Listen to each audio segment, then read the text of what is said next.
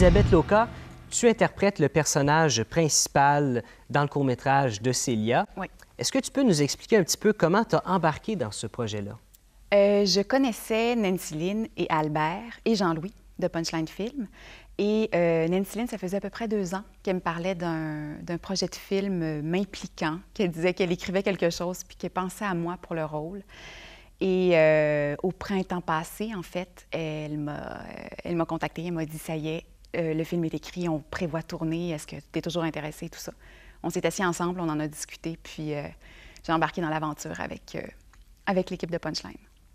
Et bon, tu travailles beaucoup, tu as fait des longs métrages, des publicités, des courts-métrages, tu as joué au théâtre. À quoi ça ressemble créer un personnage? Comment ça commence à la base? Tu te lèves un matin, on te donne un scénario, tu l'aimes, comme exemple Célia. Qu'est-ce que tu te dis au début pour faire ce personnage-là? Généralement, au début, je vais chercher le plus d'informations possible sur le personnage. Je parle beaucoup avec le réalisateur, l'auteur quand c'est possible. Dans le cas de Célia, c'était la même personne, c'était Nancy Lynn. Puis on discute beaucoup quand on a l'occasion de le faire sur le personnage. Dans d'autres circonstances, à l'audition, on a plusieurs informations qui nous est données à l'audition. On a la rencontre avec le réalisateur aussi à l'audition, donc on a plusieurs pistes de travail. Puis après ça, c'est un mélange de recherche, mais aussi de travail très instinctif, de s'imaginer qu'est-ce que je ferais moi si j'étais ce personnage-là, s'il m'arrivait telle chose. Donc on se plonge vraiment complètement, physiquement, émotivement, dans le personnage. Puis petit peu par petit peu, on essaie de le créer comme ça. C'est difficile à décrire, j'ai de la misère à le décrire, j'ai de la misère à analyser ce que je fais. Comment ça se passe dans la vie de tous les jours quand on est acteur au Québec? Je sais qu'il y a des périodes difficiles, mais dans les grosses périodes de rush, comment ça se passe? À quoi ça ressemble un horaire? Encore une fois, je pense qu'il n'y a pas un acteur, une actrice qui a le même horaire ou la même réalité, parce qu'on ne fait pas tous nécessairement les mêmes choses.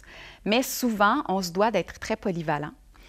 Donc, les acteurs jouent au théâtre, mais jouent aussi à la télévision, jouent au cinéma, font des voix hors champ, écrivent de plus en plus. Certains acteurs maintenant aussi réalisent. Donc, ça fait des horaires très chaotiques parfois. Donc, oui, souvent ou parfois, dépendamment de la carrière qu'on a, il y a des périodes creuses. Et d'autres fois, on joue au théâtre le soir, on tourne dans la journée ou inversement, j'ai déjà fait des spectacles de théâtre pour enfants le matin et l'après-midi et je tournais le soir et la nuit. Des fois, on va aller faire une voix le lendemain matin très tôt la fin de semaine, on est en écriture pour un prochain projet. On fait de la gestion parce que souvent, comme moi, par exemple, j'ai des petites compagnies de théâtre, donc on fait de la gestion pour les compagnies de théâtre, de la production et tout ça.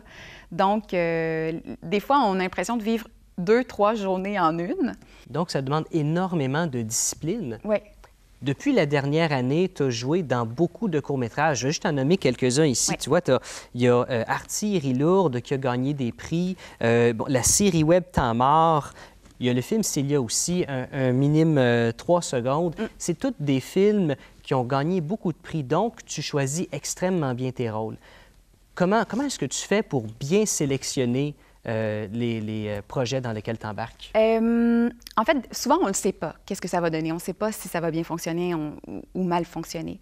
Donc, moi, je me fie beaucoup à est-ce que j'ai envie de faire ce projet-là? Est-ce que le texte m'intéresse? Est-ce que le personnage m'intéresse? Est-ce que j'ai envie d'incarner ce personnage-là? Puis aussi beaucoup, puis là, c'est pas en ordre d'importance, là, aussi beaucoup, est-ce que j'ai envie de travailler avec ces gens-là? Donc, par exemple, dans le cas de Célia, Nancy Lynn, Albert, et Jean-Louis, ce sont des amis dans la vie et ce sont aussi des gens avec qui j'avais envie de travailler beaucoup. Donc, la décision a été facile à faire. La même chose pour les autres projets. Ce sont des coups de cœur. Des fois, les gens, je ne les connais pas du tout. Mais à lire leurs projets, à discuter avec eux un peu au téléphone, à les rencontrer, il y a quelque chose qui se passe, puis on a envie de travailler ensemble, puis là, on plonge. Mais on ne sait jamais qu'est-ce que ça va donner. On ne le sait pas. On ne peut pas deviner. Et au théâtre, il y a quelque chose de spécial, c'est la relation que tu as avec le public. Et j'ai parlé à certains musiciens qui me disaient un peu la même chose. Ça devient une espèce de drogue, la relation qu'on peut avoir avec le public. Comment est-ce que tu pourrais expliquer ça? Bien, en fait, c'est qu'on sent tout au théâtre. Même des fois, quand on joue dans des grandes salles, les gens nous demandent Tu sais, comment tu fais pour... Est-ce que tu sais qu'il s'est passé tel jour dans la salle ou la réaction du public? On sent tout. On sent tout ce qui se passe dans la salle. De la même façon que les gens dans la salle, souvent, sentent tout ce qui se passe sur scène.